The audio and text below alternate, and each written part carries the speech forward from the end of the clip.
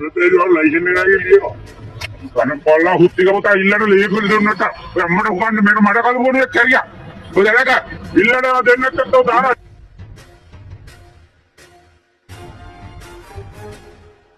இப்பொழுது ஒரு சில மனத்தியாளங்களுக்குள்ள சமூக வலைதளத்தை ஆக்கிரமித்துள்ள ஒரு காணொலியை தான் இதுக்கு முன்னுக்கு பார்த்திருப்பீங்க.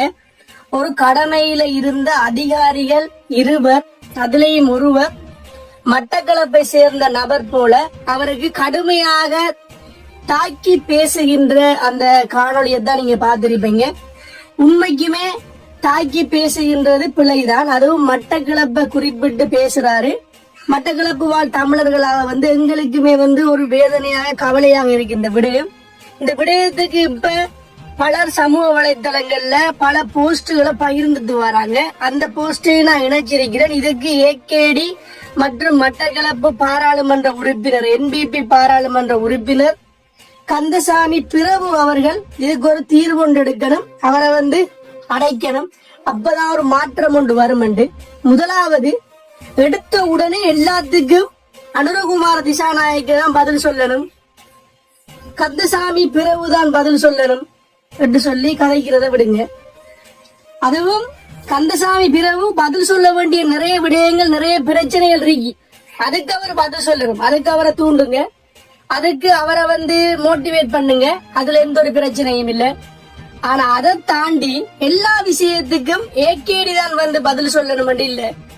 ஒரு ஜனாதிபதிக்கு நிறைய பொறுப்புகள் இருக்கு. அதையும் தாண்டி இப்படி இலங்கையில் இருக்கிற அதிகாரிகளுக்குள்ள ஒரு இன துவேஷத்தை, ஒரு மதவாதத்தை, ஒரு தவறான ஒரு கருத்தியலை கொண்டு வந்தது யாருண்டா இந்த ஏகேடியில என்பிபி அரசாங்கம் இல்லை. இதுக்கு முன்னுக்கு வந்த அரசாங்கங்கள். அந்த அரசாங்கங்கள் இனவாதத்தையும் இந்த போதைப் பொருள் உலகத்துக்கு அந்த உலகத்துக்குள்ள நம்மளை கொண்டு இலங்கைய போதைப் பொருள் தன்மிரவு அடைய வைத்தது இதுக்கு முன்னுக்கு இருந்த அரசாங்கங்கள் தான் தவிர இப்ப இருக்கிற அரசாங்கம் இல்லை. அதனால இப்ப இருக்கிற அரசாங்கத்தை விமர்சிக்கலாம். விமர்சிக்கிறதுக்கு எல்லாருக்கும் உரிமை இருக்கு. நானும் விமர்சிக்கலாம், நீங்களும் விமர்சிக்கலாம். ஒரு பொறுப்பை செய்ய சொல்லலாம். ஆனா எடுத்தோன்னு எல்லாத்துக்கும் இப்ப இதுக்கு முன்னுக்கு இருந்த அரசாங்கங்களுக்கு அடிவருடிகளாக இருந்த சிலர் மக்களை தூண்டி விடுகின்ற செயற்பாடுகளை சமூக வலைத்தளங்கள் அவதானிக்க கூடியதாக இருக்கு. இவங்க ஒன்றும் பெரிய புனிதர்கள் மாதிரி இப்ப போஸ்டுகளை போடுவாங்க, கதைப்பாங்க. பெரிய பிரச்சனைகளாக போய்கொண்டிருக்கு. அன்பான உறவுகளே, சொல்லிக்கொள்ற விடயம் என்னன்னு சொன்னா, கட்டாயம் இப்படி செய்த நபருக்கும் தண்டனை கிடைக்கணும். அதுல மாற்று கருத்து இல்லை. ஆனா இப்ப இருக்கிற அரசாங்கம் என்ன பொறுத்த வரைக்கும் மக்களுக்கு நல்லது செய்து எவ்வளவு பெரிய பிரச்சனைகள் எல்லாம் கண்டுபிடிச்சிருக்காங்க. பாதாள குழுக்களை நீக்கிருக்காங்க. நாட்டுல பொருளாதாரம் சற்று கொஞ்சம் கொஞ்சமா டெவலப் ஆயிட்டு வருது. அந்த வகையில எடுத்தோன்னு எல்லாத்துக்கும் விமர்சிக்காதீங்க. அந்த போஸ்ட் போட்ட அண்ணா எனக்கு யாருன்னு தெரியாது.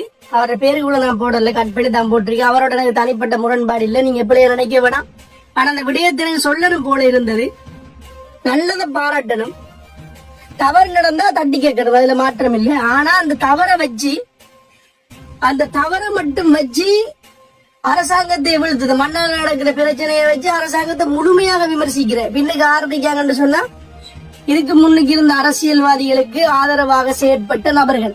அப்படியான நல்ல ஒரு அரசாங்கம் கிடைச்சிருக்கு. இந்த அரசாங்கத்துக்கு ஒரு வாய்ப்பை கொடுப்போம். இந்த அரசாங்கம் நல்லது செய்ய வேண்டும் நம்ம நினைப்போம். இவ்வளவு காலம் இருந்த அரசாங்கம் நம்மளை ஏமாற்றி தான் வந்தது. இப்பதான் கொஞ்சம் கொஞ்சமா நல்லது நடக்குது. இந்த நல்லது நீண்டதாக இருக்கணும். மக்களுக்கு ஒரு விடிவு கிடைக்கணும் என்று கேட்டு, வீழ்வது நாமாயினும் வாழ்வது தமிழ்.